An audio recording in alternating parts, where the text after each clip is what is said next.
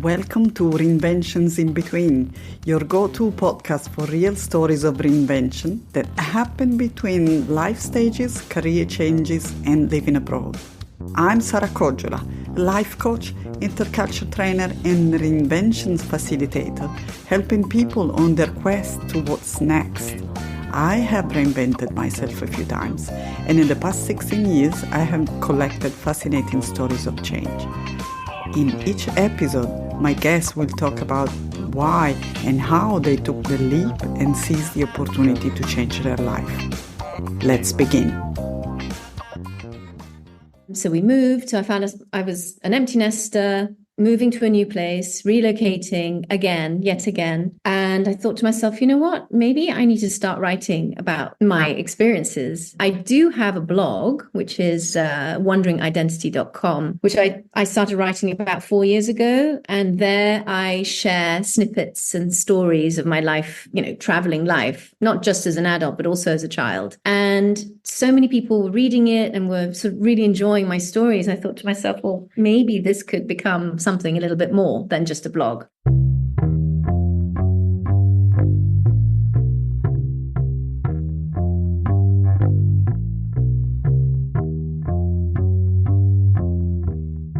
Welcome, everyone. Today I have the pleasure of sitting with the fabulous Sam Frearson. No, it's a pleasure to be here. Thank you. It's my pleasure. Thank you for accepting my invitation. So Sam is a third-generation global nomad, and she has raised 4 TCKs, so third culture kids, all over the world. Now her children live in Barcelona, the US, in Sydney. And now she's living in Greece, 17th country for her. The family has different numbers, but we will see that later when we unfold her story. It's an amazing story. So Sam, of course, she has lived all over the world, and that's why she has to reinvent herself over and over again. So she was the perfect candidate for this podcast. And she says, as well as being a full-time mom, a taxi driver, we know what it is, a psychologist, to ruthless things, a dog lover, she has dabbled in various sectors, such as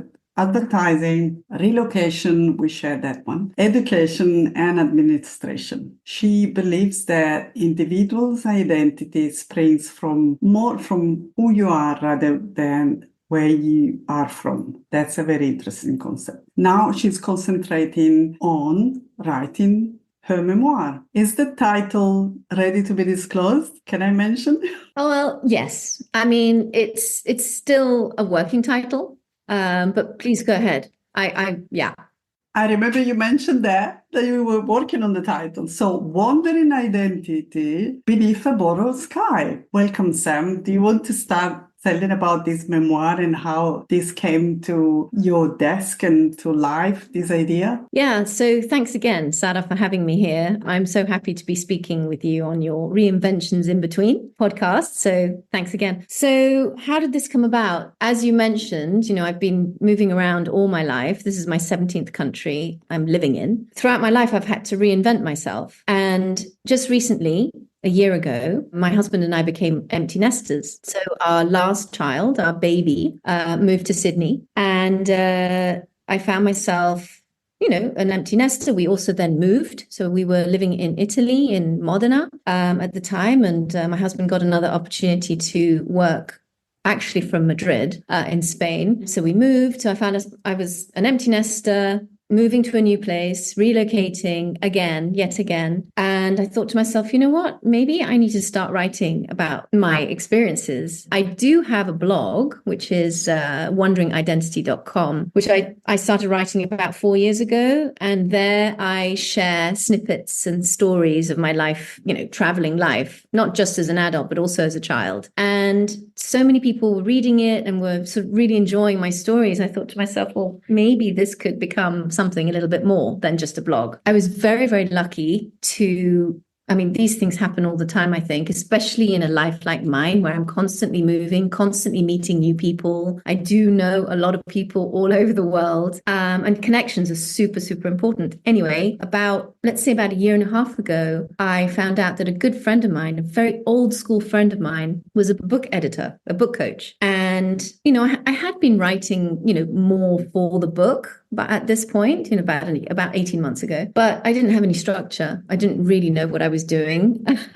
So I got hold of her. I got in touch with her, and she was delighted to help me. And I've been working with her ever since. So she's my book coach. Yeah. So we've been working together ever since. And she really helped me with a very extended outline first, rather than just writing any random thoughts that were coming into my head. She helped me with the extended outline. And now what I'm doing currently is writing from literally page 1 to however many pages it ends up being, which will probably be around 400 pages, something like that. So that's what I'm doing right now. And I'm very excited because my book coach has really helped me just be very focused. And the fact that I'm also an empty nester, and the fact that we've moved, because we moved, as I mentioned before, we moved from Italy to Madrid, and then we moved again because we're now in Greece, we're in Athens. It's given me that time, that blessed, amazing word, that essential time to be able to spend my days just putting words down on the paper, and it's coming on very, very well. So that's one thing that I've been doing, which is really my main focus. And then out of that, Isabel Guidastri from Here We Are Italy in Modena, she very kindly, she said, I would love you to talk about your journey, your life journey, your writer's journey. What do you think? And I'm not a public speaker in any way whatsoever. So I was like, whoa, do you really want me to stand up there and talk about myself? I don't know. She said, no, I think it'd be really interesting. So I did that, and it went very, very well. And through that, I then ended up actually giving a talk at the International School of Modena as well. Wow. And it was super interesting because I was talking to parents, teachers, and students about this way of life in an international school. So to parents, students, and teachers who have had the experience themselves. Quite interestingly enough, they didn't even know the terminology third culture kids. Yeah. So I was able to explain that, that you're not the only ones, you're feeling the way you're feeling. But it's just so normal because of all the changes that you've had to deal with. And there's actually a thing called is the third culture kid.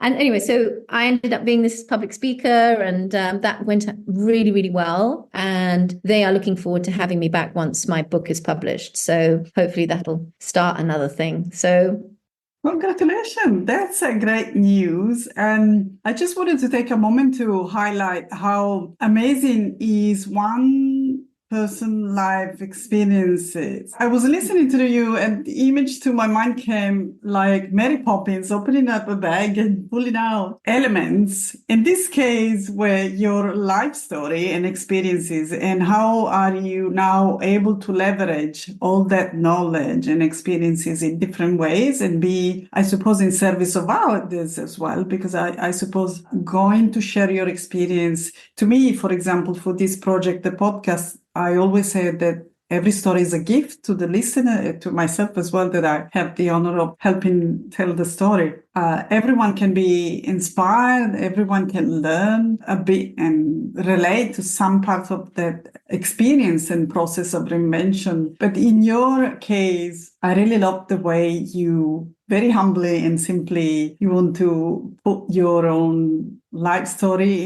in the hand of others and let them do something with their life as well. So it's very important what you said about teacher as well in the international school. Not only families are going through challenges of a life abroad, I see very much the impact of your activity. And I had this word in your questionnaire, impact. I think it's a very important word, and especially not always attached to women, right? Yeah, I think, I've not done this in a professional way. To me, it's just all my personal experiences. And I am a people person. I love connecting with different people from all over the world, from different backgrounds, but particularly to other global nomads and other, families who have never done it before. I love to help them, give them advice, give them as much advice as I can, because, I've been doing it for a long time. The really interesting thing is actually, because I'm a third generation,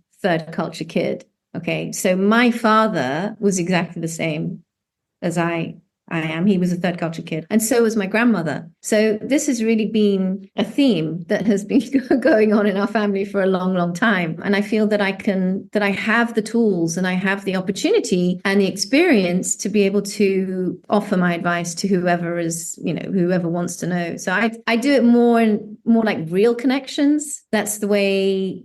I think it's just super important to share these experiences, especially in this kind of environment, because it's very, very difficult to be going from one country to another, especially when you're bringing children as well into the melee of things. And I've written it here. It's super important to always be true to yourself. I was going to say that what you're bringing is very genuine authenticity that you are able to share with other families. And what you said, really sharing your experience to help the next generation of women, mothers, fathers who are in the same situation. And I think this is what really matters to people, right? When they recognize themselves with someone else and not just, as you mentioned before, in a professional way. Do we need always to look professional, or are we allowed to be ourselves and be authentic? Well, I agree with you. No, we don't. And sometimes it's actually more impactful when it's not professional. Or rather, when it's not coming from a professional, it's coming from someone who's actually lived it and experienced. Yeah. The other thing I really believe in is owning the moment, being fully in one place and owning your moment. Because when we do move from one country to another, people in general aren't really good at change. They don't like change. They like familiarity. So we tend to have, the tendency to sort of always look back and compare and say, oh, well, that's not how I did it before, or I miss, these certain things, or why is it so different? And that's why I say it's really important to own the moment, putting 2 feet in one place, fully in the circle, and owning that moment. And there you really, really experience life so much more, so much better, so much fuller. Such a good advice. I will add this in the show notes, because I was going to ask you, I was listening to you, I was going to ask you, how many people in your circle that really allow themselves to such a privilege of being in the moment? It's totally true what you said. We always think about what's the next thing, and we compare to what was the past without being fully present to our present moment. Yeah, I think it's just a natural way, but I've learned in my experience of moving around so much that you really do benefit so much more in learning the language. That's the first thing. Learning the different ways, the culture, the little idiosyncrasies that are different, instead of looking at it as an idiosyncrasy or a weird thing, look at it as oh, wow, this is the way they do it here. Oh, how interesting.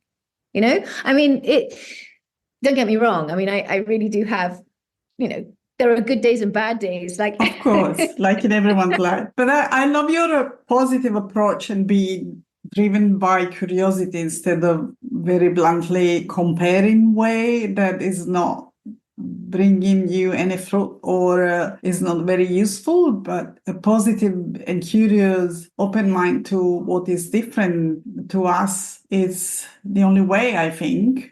I agree with you. And so from a previous conversation, I remember you were saying, because you grew up this way, being the different one and always in this nomadic life, you were always able to look different at life, or even a different consideration of home. I was curious to know, did you discuss this within your family, or is something that you just process yourself over the years? Yeah, that's actually a really interesting thing. So I think we live in a completely different time right now compared to our parents and their parents as well. Now it's all about sharing.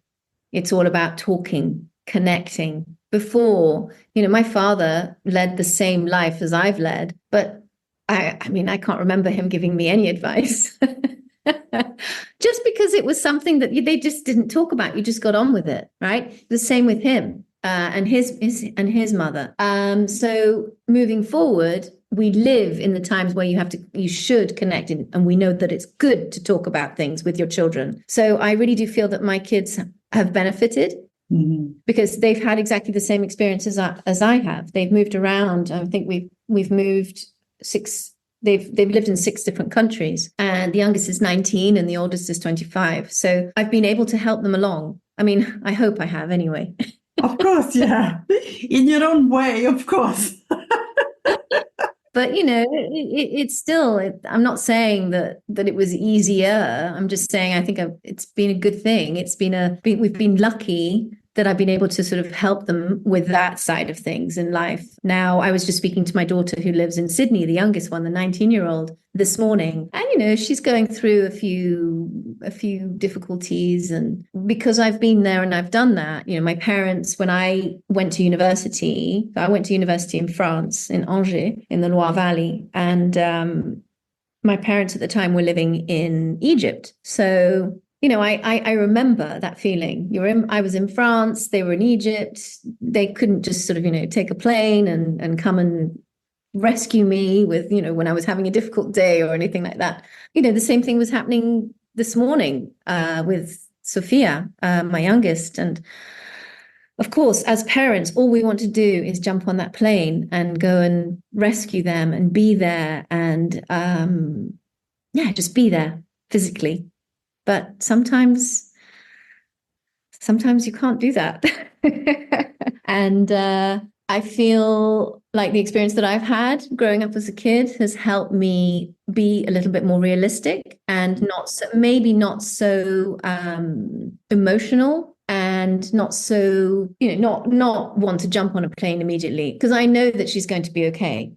We also, I know she's going to be it, but we also have a massive advantage that we have FaceTime, WhatsApp, Zoom. I'm able to actually see her compared to what it was like when I was growing up. So, yeah. Oh, international phone calls were a thing at that time.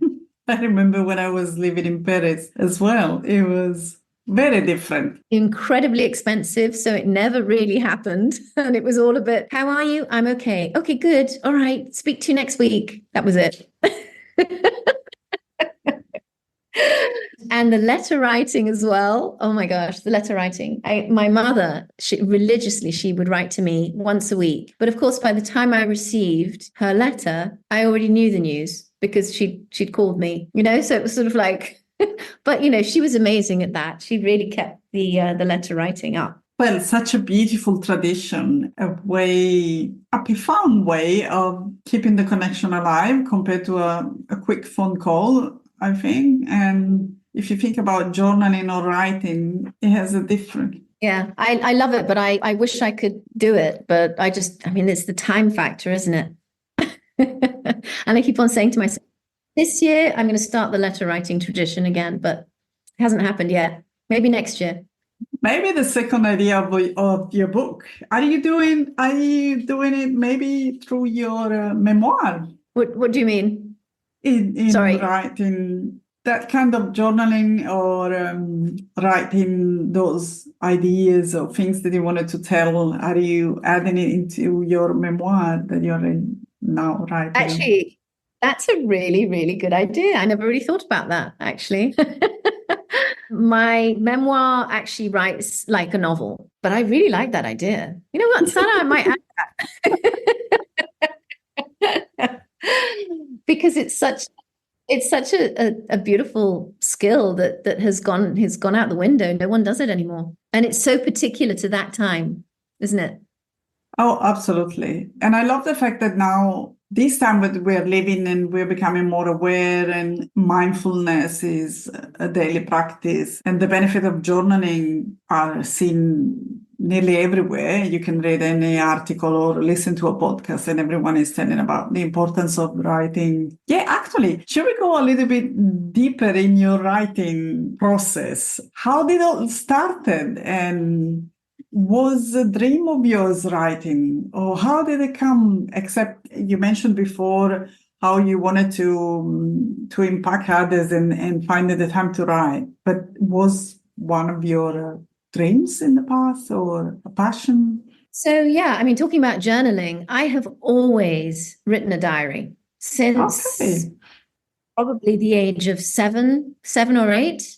Yeah, absolutely. I've always written my thoughts, each day, every day. Yeah, I've always enjoyed writing. And then actually, when we were living in Japan, I actually started my first blog there, which was really just about sharing our experiences in Japan, more like a travel blog. And that's where I really realized, oh my gosh, I actually really enjoy doing this. This is fun. And are interacting with what they're interested in what I'm writing, and they're interacting with me. So then when I moved from Japan, because I did that for a couple of years, and then when I moved from Japan to Portland in the US, it wasn't such an exciting place to sort of write about. I mean, the Pacific Northwest is amazing and beautiful, but it wasn't like, wow, like the Japanese culture in Japan was amazing. Anyway, so I decided that I realized that I missed the writing component. So that's when I started my other blog, my second blog, thewonderingidentity.com. And as I said before, the more I wrote, the more stories I shared, the more interest I got, not just through friends and family, because of course they're always there to support me, but also through other people that I didn't know, just fellow global nomads and fellow third culture kids. And it was really beginning to resonate with those people, particularly the third culture kid community. Yeah. And then I thought, okay, well, I really think that I need to do more. And that's why it led to me writing the novel. So, well, the memoir, let's say. And I'm hoping to finish by July. Yes, that's my hope. And I'm actually really on track. I'm doing very well. And then after that, I'll send out my book proposals to as many publishers as possible and see what happens. Here it is. Send it You out. have And yeah, we'll see. And then I really would like to have it published traditionally, but nowadays you can self-publish too. So I will start off with the traditional publication, send out my proposals, as I said. I'll wait a year because it does take a long time, I've been told. And then if nothing gets picked up, if it doesn't get picked up, then I'll just self-publish. I do already have, another idea of the next book that I want to write, which is about my grandparents' story, which is fascinating. And my mother is actually from Gibraltar. Which is a really crazy kind of quirky community as well. So lots of different ideas, and I'm just enjoying it. I'm loving doing this. I'm loving the creativity because I've always been quite creative. I also I paint, I draw, but this is creativity showing in a different way, and I'm really, really enjoying it. Oh, definitely. One of the things that I've learned doing this show is really that creativity, when it's not expressed, is coming out knocking on your door and just trying to find different outlet of expressing itself. And if we have this talent, anyone is creative in a different way, but it expresses in different ways to everyone, of course. And if writing is your thing, of course, it will show up. And I'm sure you will have a lot of success in publishing your writing and your books. Well, I hope so. Cross fingers. I believe in perseverance, in stamina, and just getting to the finish line, which is actually a really difficult thing for me to do because of all the changes that I have experienced throughout my life. Getting to the finish line or making a deadline is super challenging for me. How you find it now that you own the time, or that you can really manage your own time of defining this deadline for once instead of being dragged to a different country because you had to move? Does it feel different? It's actually really interesting because writers would absolutely dream of having the kind of time that I have right now. To be able to sit and write. But I am a people person. I love interactions with people. So it's been quite lonely for me because we not only did we move from Italy to Spain and then from Spain to Greece. And I actually told myself, okay, Sam, you're not going to do your usual thing, because every time I move to a new place, I connect with an International Women's Association. I connect with a writers association, and I do all these different things, connecting with people. So I very quickly, start connecting. And I said to myself, I'm not going to do that in Greece because I need to write my book. Very diligent. And it's been amazing because I am getting the work done, but it's been really lonely because I've been doing something that's kind of a little bit foreign to me, not reaching out. But anyway, it's a good thing. I can really actually see, I can see on my computer that this strategy is working. So what I want to say is it's never too late to change your ways, I guess. Be open to changing your strategies and your ways, and you'll never know what will come out of it, I guess. That's a great suggestion, and thank you. I was curious to know how do you maintain these persistence? How do you connect with groups, or have you taken any course to improve your writing skills? Do you have any tribe you plug into when you need to? Yeah, absolutely. So when I say it's lonely, it's not like don't picture me sort of sitting in a room and not speaking to anyone all day. No, I don't do that. I actually belong to this really great community called London Writers Salon. And basically, it's a community where you connect. You can connect actually up to 4 times a day online, it's Zoom, and it's an hour each time. And yeah, it's been amazing. Oh, that's great. Yeah. It's great. So I managed to connect 3 out of the 4 times a day. So that's 3 hours of writing a day that I dedicate. So this helps with consistency, accountability. You have a group that you feel to belong to. Yes, that's a very great tip. Yeah. And on top of that, I do actually have a couple of ladies that I meet on a monthly basis who I met through another course that I took. And we've just continued meeting up every month, even when we don't have a particular project that we're working on. And that sort of accountability helps hugely. And, whether they're basically what happens is that you email them your latest 30 or 40 pages, they have a read, and then it's just basically a discussion. Because they're not editing your stuff, we're just discussing. It's been hugely helpful. I think that is the key, really, because writing is an incredibly lonely art form, I think.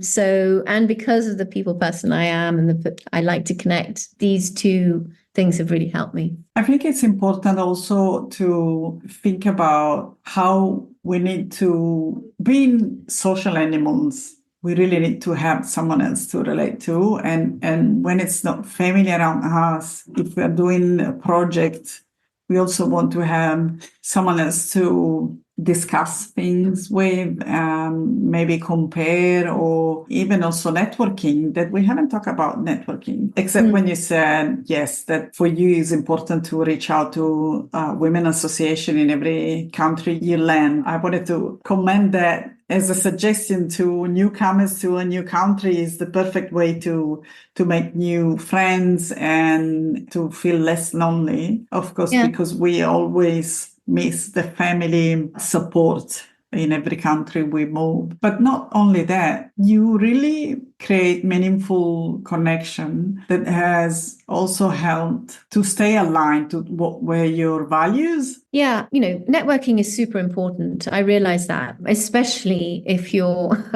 planning on publishing a book and things like that. But I do, as you said before, I really do believe in real connections. So, for example, I am on all the social media, on Facebook, on Instagram, on LinkedIn. But when I do get a new connection, for me, it's really important to actually connect with that person. It's not about, the number of clicks and likes and hearts. And for me, that's not important. It's about actually connecting. So if someone randomly decides to follow me, I'll send them a message and say, hey, yeah, thanks for following me. And start a little conversation. So I feel like I'm properly connected with all my followers. I don't actually have that many followers right now, but it's slowly growing. And I truly believe that, as I said before, it's not about the numbers. It's about the real connections. I wanted to talk to you to give a quote about that writing is a lonely job. It's actually from Stephen King on his book on writing Memoir of the Craft. It's a fantastic book. And he says, writing is a lonely job. Having someone who believes in you makes a lot of difference. They don't have to make speeches.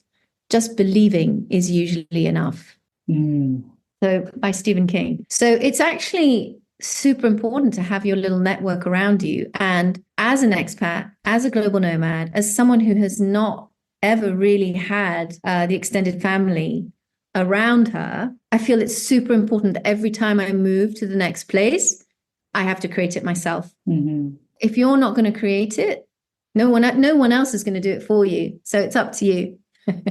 Yeah, I love what you mentioned, create your own help if you need it. Yes. It really brings the focus on being intentional in doing things and not just letting the situation be your own environment and having an impact, and you're not making an impact on the other way. So I think this is super important. Thank you. Lots of beautiful and interesting tips you are giving to our listener today. Thank you, Sam. Just it was a very interesting conversation. I just like to finish with asking a question that is not in the questionnaire. Okay. I like to ask this question. Did you ever had, maybe it's not pertinent to your story, did you ever had a sliding door moment in your life through all your changes? Yeah, like the film. Sliding door moment. I guess, yes. So again, going back to the real connections and having, for me, family is incredibly important. Mm-hmm. One thing I haven't mentioned is that I was sent away to boarding school for a certain amount of years throughout the time that my parents were living abroad. And I decided that I wasn't going to do that with my children, even if, we were moving from one place to another quite regularly. My mother said to me, well, why don't you just send them to boarding school? I was like, for me, no, I want to be together. Okay. Family is super important. We need to stay as a family unit and move together, even if it will, create problems and issues. And one particular time when we were living in Japan, I was actually working as the admissions director for one of the international schools there, and I loved it. I absolutely loved the job. It was the most amazing job ever. It was perfect for me because I was basically helping people like me choose the right school for their children in an international environment. I was able to speak the different languages that I speak, and I was thriving. And my husband at the time was like, well, what should we do? Should we stay? Should we go? Should we stay? And I was like, let's stay. And then he said, I actually do have an opportunity to go to the US. So that sliding door moment was, for me, it wasn't really, I didn't hesitate because for me, family is super important. So of course, he is the one that's always held the fort in terms of, making money, etc. I've always held the fort in terms of everything else. And it was a no-brainer for me. I just went, okay, let's just go as a family. But it was a difficult decision. But I don't regret it one bit. It's about believing that the next step is really where you should be, and owning the moment again, just being present, being fully present, and accepting your situation, and just being positive. That's really beautiful. I think it will help me hone in the moment now of changing my status here in Australia. Well, that's super exciting as well. Super exciting. Yeah, we discussed about that. It was really beautiful hearing your story. Thank you so much. And I think what you express when you were talking, especially about your job in Japan, was really seeing your talent and your mission all together. The famous ikigai. You were expressing your own ikigai, and I felt that probably you were feeling the contribution of your experience with other families. Yeah, it was amazing. If I could do that job again, I would, but it's not the time right now. The time right now is to be fully into writing my memoir. Absolutely. And we can't wait to see it published and let everyone know where they can buy your book. Absolutely. I will definitely let you know. Well, thank you so much, Sarah. It was so lovely talking with you.